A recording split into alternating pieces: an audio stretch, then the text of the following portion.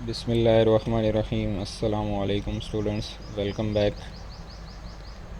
आज का जो हमारा सेल बायोलॉजी का लेक्चर नंबर 4 है, उसके अंदर हम डिस्कस करने वाले हैं सेल स्पेशलाइजेशन और इससे ऑनवर्ड जितना भी पॉसिबल हो सका। सेल स्पेशलाइजेशन एक लेंथी टॉपिक भी है और इसमें देखते हैं कि क्या होता है सेल स्पेशलाइजेशन। सेल स्पेशलाइजेशन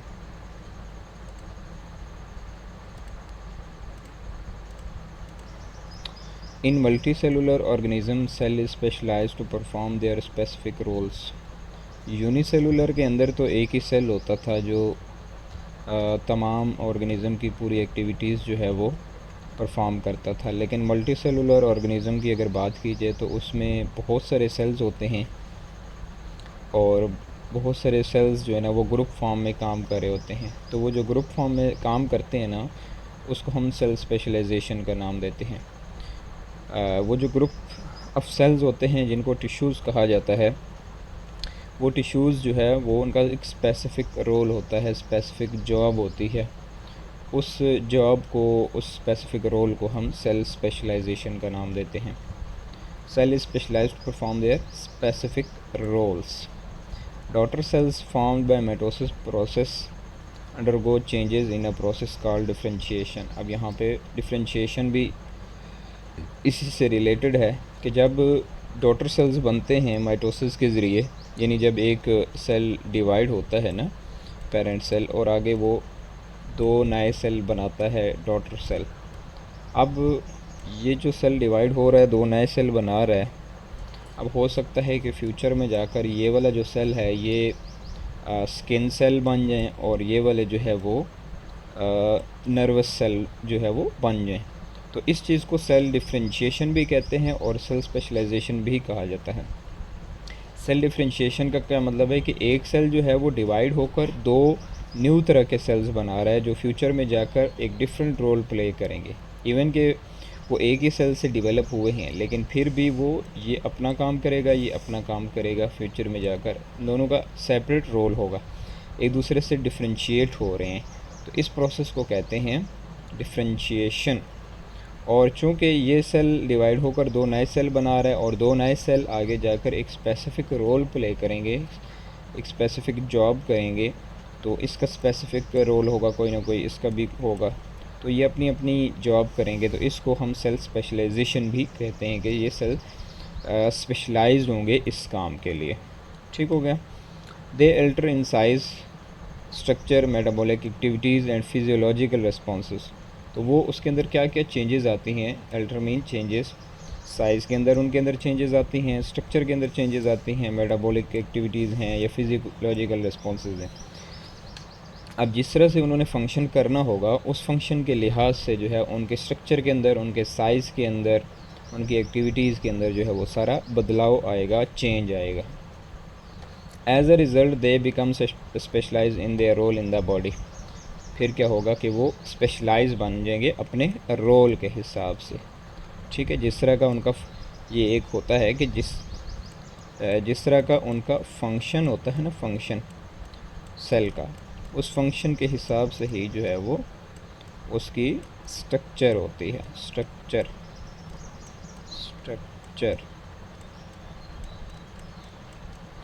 तो याद रखिएगा, किसी भी सेल का स्ट्रक्चर जो है उसके फंक्शन पे डिपेंड कर रहा होता है।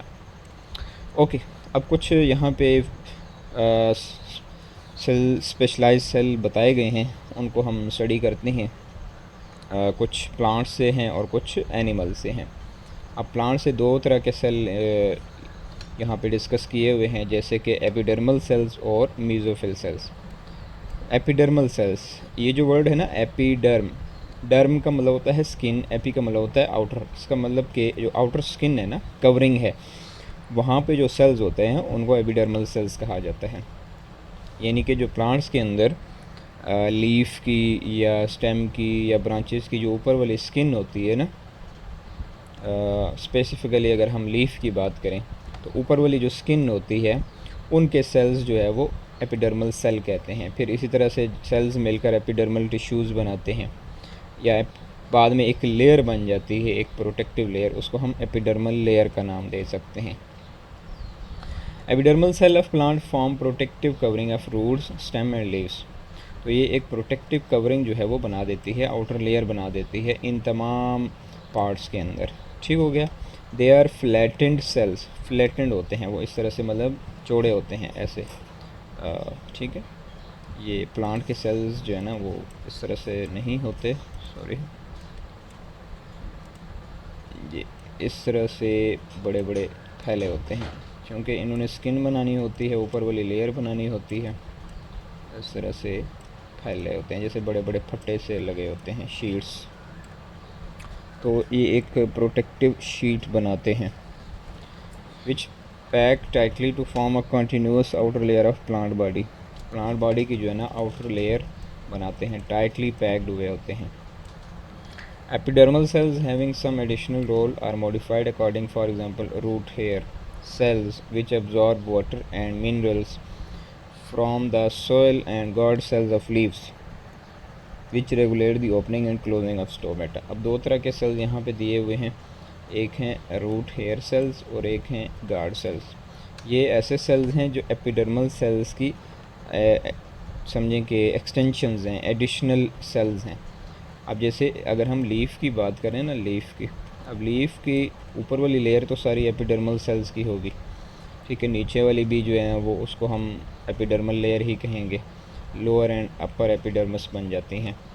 लेकिन उनके अलावा भी इनके अंदर जो है वो कुछ स्पेसिफिक सेल्स होते हैं इस तरह से, ठीक है, जिनको हम गार्ड सेल्स कहते हैं, उनकी शेप इस तरह से होती है।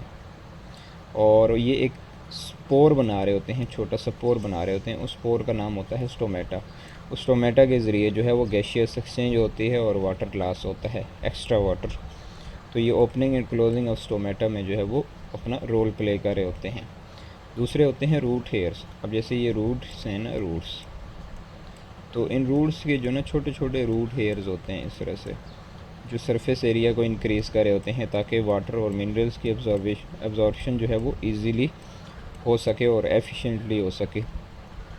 तो ये उनकी एक्सटेंशन होती है। लाइक जैसे ये एक रूट हेयर है ना, रूट हेयर का रूट सेल है, तो उसके ये इस तरह से रूट हेयर जो है वो बना होता है इस तरह से, ये एक्सटेंशन होती है सेल की, इसको जो है वो हम रूट हेयर का नाम देते हैं।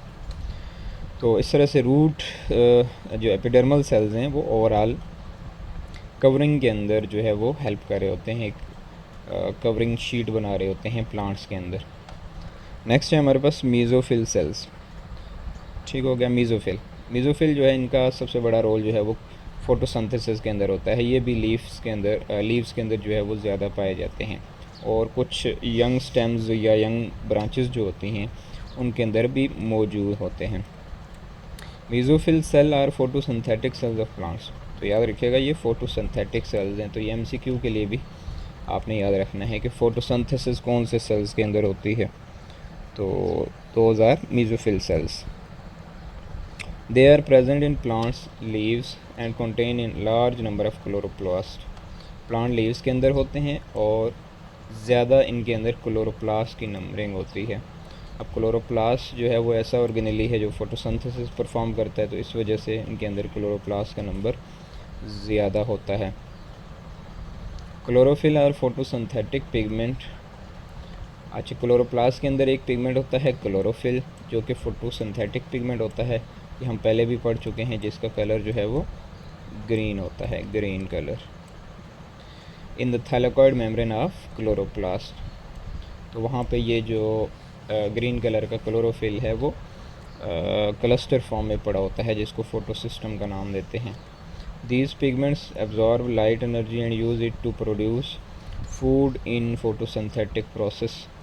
और इन पिगमेंट का काम क्या होता है, ये सनलाइट से लाइट एनर्जी को कैप्चर करते हैं और उसी एनर्जी से जो है वो फूड की प्रिपरेशन करते हैं फोटोसिंथेसिस के ज़रिए। ठीक है, मेजर जो है वो आपको पता ही है, जो ग्लूकोज की सिंथेसिस होती है वो इसी प्रोसेस के थ्रू होती है, और इसी को ही हम फूड कंसीडर कर रहे होते हैं, ग्लूकोज C6H12O6।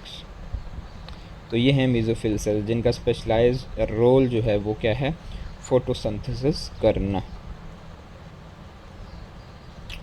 ओके, कुछ सेल्स अब यहाँ पे हैं जो एनिमल्स से लिए गए हैं, जैसे कि रेड ब्लड सेल्स हैं और न्यूरॉन्स हैं, और कुछ मसल सेल्स की बात हम करेंगे। Red blood cells RBCs, they are haemoglobin filled cells to transport oxygen in the body. इनके अंदर ज़्यादा अमाउंट में हीमोग्लोबिन होती है। हीमोग्लोबिन एक किस्म की प्रोटीन होती है, HB जिसको कहा जाता है, प्रोटीन होती है। ठीक हो गया। और इनके अंदर न्यूक्लियस नहीं होता। न्यूक्लियस नहीं होता क्योंकि इनके अंदर हीमोग्लोबिन जो है वो अबंडेंट होती है, जिसकी वजह से न्यूक्लियस जो है वो इनके अंदर नहीं होता। तो ये ए न्यूक्लियस होते हैं या विदाउट न्यूक्लियस होते हैं। अब इनके अंदर ज़्यादा हीमोग्लोबिन की वजह क्या है? क्योंकि इन्होंने ऑक्सीजन को ट्रांसपोर्ट करना होता है। लंग्स से जो है वो ऑक्सीजन को फिल करते हैं, वहाँ से कैरी करते हैं और फिर बॉडी टिश्यूज़ तक जो है वो ट्रांसपोर्ट करते हैं। They are biconcave disc shaped. Biconcave means कि इनका जो ये प्रेफरल रीजन होता है ना, कोना, ये थिक होता है और जो सेंटर होता है वो थिन होता है, अंदर की तरफ से होता है। ठीक है, तो जिसकी वजह से सरफेस एरिया इंक्रीज़ हो जाता है। And this shape provides more surface area to absorb and release oxygen. तो ये सरफेस एरिया को इंक्रीज़ करता है ताकि ज़्यादा से ज़्यादा इसमें से ऑक्सीजन जो है वो इसके साथ बाइंड हो सके। ऑक्सीजन किसके साथ बाइंड होती है? हीमोग्लोबिन के साथ। ठीक है, HB4O2। तो ऑक्सीजन जो है वो हीमोग्लोबिन के साथ बाइंड होती है। Nucleus, mitochondria, endoplasmic reticulum are absent. तो न्यूक्लियस के अलावा कुछ ऑर्गेनेलीज भी इसके अंदर एब्सेंट होते हैं, तो ये MCQs के लिए याद रखना है। It helps to accommodate more haemoglobin. अब इनकी एब्सेंट होने की वजह क्या है? ज़्यादा से ज़्यादा हीमोग्लोबिन को जो है वो एकमोडेट किया जाता है, उसको जगह दी जाती है। These cell are very flexible, बहुत ज़्यादा फ्लेक्सिबल हैं, so they can easily pass through blood capillaries. बहुत ज़्यादा फ्लेक्सिबल हैं ताकि ब्लड कैपिलरीज को जो है वो ईज़िली ये पास कर सकें। The average age of RBCs is 120 days, जो कि 4 मंथ्स बनती है। मीन एक रेड ब्लड सेल जब प्रोड्यूस होता है माइटोसिस के ज़रिए, तो वो 120 डेज़ तक जो है वो लाइव रहता है, और उसके बाद आहिस्ता आहिस्ता उसकी डेथ होना शुरू हो जाती है। और वो कितनी है? 120 डेज़, राउंड अबाउट 4 मंथ्स जो है वो बन जाती है। नेक्स्ट है हमारे पास न्यूरॉन्स, या हम इसको नर्व सेल भी कहते हैं, नर्व सेल। और ये जो है वो नर्वस सिस्टम का पार्ट हैं। वैसे तो ये पूरी बॉडी के अंदर मौजूद होते हैं, लेकिन मेजर जो है वो नर्वस सिस्टम का पार्ट होते हैं। Neurons are the cells of nervous system and are responsible for coordination. और इनका काम क्या होता है? कोऑर्डिनेशन, यानी राब्ता रखना, बॉडी को एक दूसरे के साथ कनेक्ट करवाना, या बॉडी को ब्रेन के साथ और ब्रेन को बॉडी के साथ जो है वो कनेक्ट करवाना। यहाँ पे हम नर्वस सिस्टम कंसिडर करेंगे ब्रेन को, क्योंकि ब्रेन के साथ स्पाइनल कॉर्ड भी जो है वो आ जाती है उसके अंदर। तो नर्वस सिस्टम और बॉडी के बीच में जो है वो कोऑर्डिनेशन करवाना, राब्ता करवाना। In the animal bodies to accomplish this job their structure is very unique. इस जॉब को परफॉर्म करने के लिए उनकी स्ट्रक्चर भी बहुत ज़्यादा यूनिक होती है। अब इसके अंदर कुछ पार्ट्स होते हैं। A neuron cell has a cell body and 2 types of cytoplasmic fibres. इसके अंदर एक सेल बॉडी होती है और 2 साइटोप्लाज्मिक फाइबर्स होती हैं, एक्सटेंशंस होती हैं। एक को कहते हैं डेंड्राइट और एक को कहते हैं axon. One of them are dendrites which conduct nerve impulse to the cell body. Others are axon which conduct messages away from the cell body.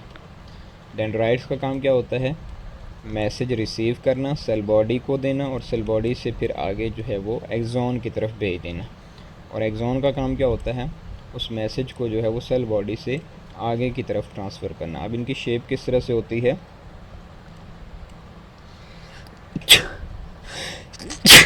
Sorry, ये इस तरह से एक्सटेंशंस होती हैं। ये एक लॉन्ग एक्सटेंशन होती है, ये इस तरह से। अब ये वाला जो पोर्शन है ना, ये अंदर न्यूक्लियस होता है, ये सारा का सारा सेल बॉडी है। ये सारा सेल बॉडी है, और ये जो एक्सटेंशंस है ना, ये डेंड्राइट्स कहलाती हैं। और ये वाली जो लॉन्ग एक्सटेंशन है this is known as axon. तो मैसेज जो है वो यहाँ से रिसीव होता है और यहाँ से आगे ट्रांसफ़र होता है एक्सॉन की तरफ, और एक्सॉन जो है फिर आगे उसको नेक्स्ट न्यूरॉन की तरफ जो है वो उस मैसेज को ट्रांसफ़र कर देता है। अब नेक्स्ट न्यूरॉन भी हो सकता है, नर्व एंडिंग्स भी हो सकती हैं, या कोई सेल हो सकता है, बॉडी टिश्यूज़ हो सकता है। तो ये मैसेज इस तरह, ये इसकी लेंथ जो है वो वेरी करती है, बहुत ज़्यादा लेंथ, एक न्यूरॉन बहुत ज़्यादा लेंथ में भी होता है, अबाउट 1 मीटर भी होता है, और इवन के कुछ सेंटीमीटर के अंदर भी ये इसकी लेंथ होती है। तो इस तरह से इनका फंक्शन होता है कि ये मैसेजेस को जो है वो कंडक्ट करवाते हैं और बॉडी के साथ ब्रेन को, और ब्रेन को बॉडी के साथ कोऑर्डिनेट करवाते हैं। The dendrites and axons make it possible for neuron to communicate with far away cells of the body। तो जिस तरह से इनकी शेप हमने डिस्कस की, तो ये इसका काम क्या होता है, कम्युनिकेशन करवाना लॉन्ग डिस्टेंस तक। ठीक है, जैसे अब ब्रेन ने ना या नर्वस सिस्टम ने लेग के साथ उन्हें कम्युनिकेट करवाना है, तो वो ब्रेन से फिर लेग तक जो है वो न्यूरॉन ही जा रहे होंगे जो मैसेज को जो है वो लेकर जाएंगे। उसके बाद हैं muscle cells. Muscles cells have ability to contract and relax. Muscle cells जो है ना, इनकी बहुत एक कह लें कि एक प्रॉपर्टी है, स्पेसिफिक प्रॉपर्टी है कि वो कॉन्ट्रैक्ट और रिलैक्स करते हैं, उनके अंदर कॉन्ट्रैक्शन पाई जाती है, और उस कॉन्ट्रैक्शन और रिलैक्सेशन के रिजल्ट में जो है वो मूवमेंट भी आती है, बॉडी पार्ट्स के अंदर मूवमेंट आती है। They are elongated sales.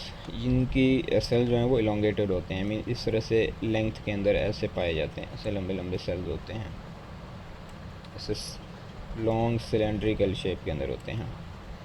Filled with actin and other contractile proteins. ज़्यादातर इनके अंदर एक्टिन प्रोटीन्स होती हैं, एक्टिन के साथ साथ मायोसिन भी होती है।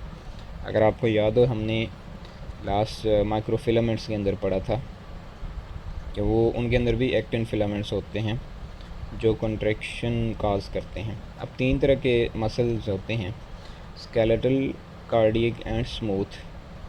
अच्छा, इसमें से जो कार्डियक हैं ये स्पेसिफिक हार्ट के मसल्स हैं, स्पेसिफिक हार्ट के मसल्स हैं, और जो स्केलेटल हैं वो ऐसे मसल्स हैं जिनका रिलेशन स्केलेटन के साथ होता है, यानी वो जो स्केलेटन के साथ अटैच्ड होते हैं ना मसल्स, उनको स्केलेटल मसल्स कहा जाता है, बोन्स के साथ या कार्टिलेज के साथ जो अटैच होते हैं।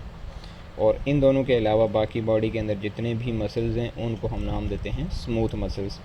तीनों की स्ट्रक्चर भी वेरी करती है, तीनों का फंक्शन भी जो है वो वेरी करता है, इस वजह से ये इनके अंदर एक डिफरेंस जो है वो बन सकता है। Skeletal muscles are long striated and are attached to bones.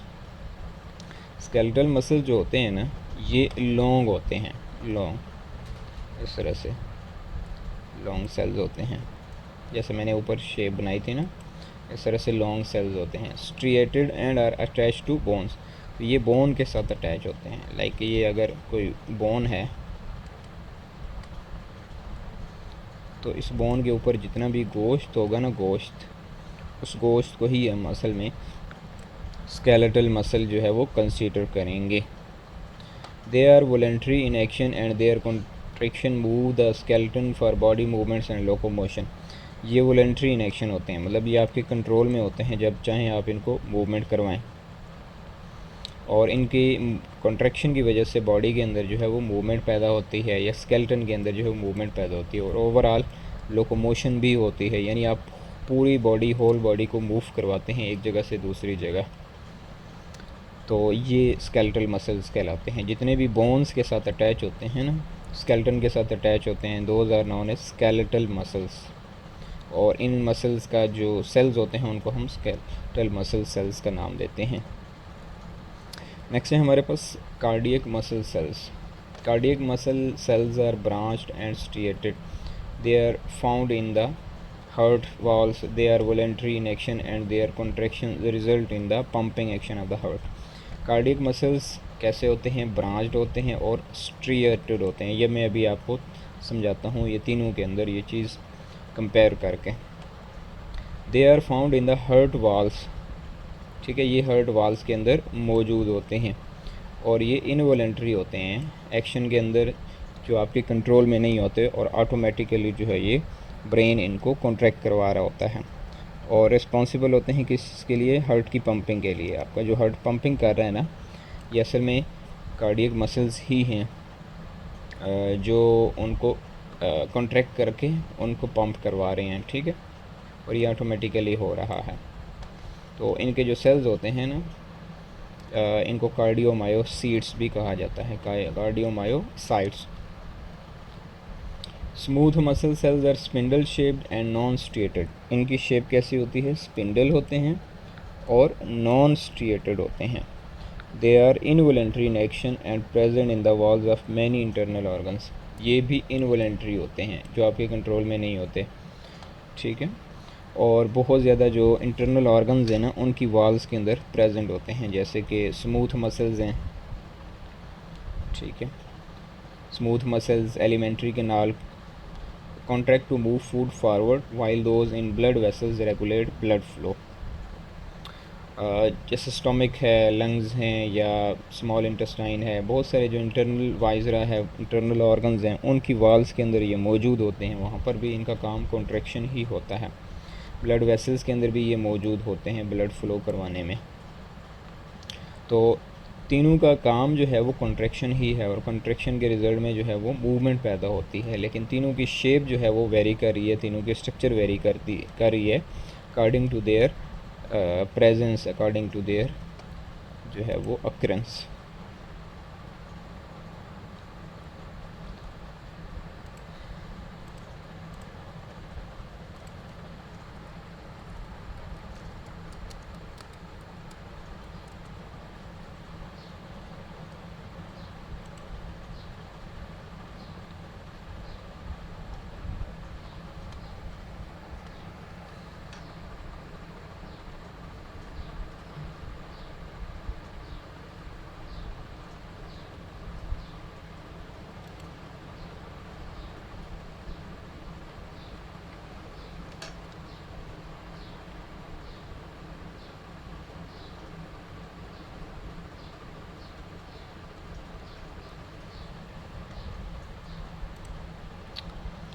Okay students, अब हम इनका तीनों का एक डिफरेंस लेते हैं स्ट्रक्चर में। जैसे यहाँ पे लिखा हुआ है ना लॉन्ग स्ट्रिएटेड, और यहाँ पे लिखा हुआ है ब्रांच्ड स्ट्रिएटेड, और यहाँ पे लिखा हुआ है स्पिंडल शेप्ड नॉन स्ट्रिएटेड। अब इसका क्या मतलब है? अगर हम कार्डियक सेल्स की बात करें ना, तो ये सिंपल इस शेप के होते हैं। देखिए मैं ज़रा कलर इसका चेंज कर लूँ। ये प्रॉपर एक स्पिंडल शेप में होते हैं, ऐसे प्रॉपर एक दूसरे के साथ अटैच्ड होते हैं। न्यूक्लियस भी होता है इनके अंदर। अच्छा, इनके ऊपर ना ऐसे स्ट्रिप्स लगी होती हैं, ऐसे स्ट्रिप्स लगी होती हैं, ठीक है। इन स्ट्रिप्स को ही जो है वो स्ट्रिएशंस कहा जाता है, स्ट्रिएशंस। तो इसलिए हम कहते हैं दीज आर स्ट्रिप्ड। ये स्केलेटल की बात हो रही है, स्केलेटल की, ठीक है। स्ट्रिप्स और लॉन्ग होते हैं और स्ट्रियोटेड होते हैं, तो इनकी शेप इस तरह से होती है। अब आ जाएं इसके ऊपर cardiac muscles. Cardiac muscles striated भी होते हैं और ब्रांच्ड भी होते हैं। इसका क्या मतलब है? इस तरह की स्ट्रिप्स तो होती हैं, लेकिन हर सेल जो है वो ब्रांच्ड होता है। ये एक सेल है, ये दूसरा सेल है। अब इसकी ना एक छोटी सी ब्रांच होगी जो दूसरे सेल के साथ अटैच हो रही होगी। ये सेल इसके साथ इस तरह से ब्रांच में अटैच्ड होगा। अब ये आगे जाकर किसी और सेल के साथ जो है वो इस तरह से अटैच हो सकता है, ठीक है। ये ब्रांचेस बनी होंगी। ये जो ब्रांच एक दूसरे के साथ सेल्स को अटैच करवा रही होगी, और इनके ऊपर भी इसी तरह से स्ट्रिएशंस मौजूद होंगी, स्ट्रिप्स मौजूद होंगी। स्ट्रिप्स, इन स्ट्रिप्स को जो है वो स्ट्रिएशंस कहा जाता है। और अगर हम बात करते हैं इस स्मूथ मसल्स की, तो ये नॉन स्ट्रिएटेड होते हैं और स्पिंडल शेप्ड होते हैं। स्पिंडल शेप्ड इनकी कैसी होती है? ये इस तरह से होते हैं, ये स्पिंडल्स, ये कि जिनके जो एंड्स होते हैं वो पॉइंटेड होते हैं और जो सेंट्रल पार्ट होता है वो थिक होता है। This is known as spindle shaped. ठीक हो गया।